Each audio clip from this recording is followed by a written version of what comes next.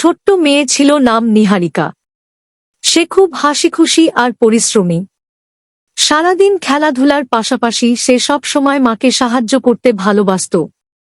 সকালে মা যখন ঝাড়ু দিতেন, নিহারিকা ছোট্ট একটা ঝাড়ু হাতে নিয়ে বলতো, মা, আমিও তোমার সাথে ঝাড়ু দেব। তারপর মা মেয়ে মিলে ঘর ঝকঝকে করে ফেলত।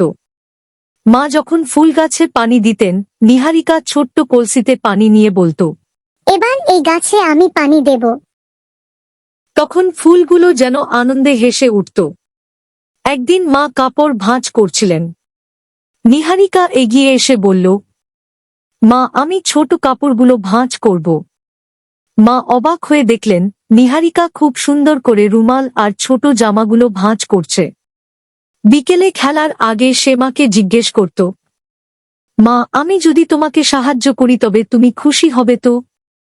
মা তাকে জড়িয়ে ধরে বলতেন, তুই তো আমার গর্ব মা। তুই পাশে থাকলে কাজগুলো একদম সহজ হয়ে যায়। এভাবেই নিহারিকা শিখে গেল ছোটদেরও ঘরের কাজে হাত বাড়ানো উচিত। এতে শুধু মা বাবার কাজ হালকা হয় না, বরং নিজেরও অনেক কিছু শেখা যায়।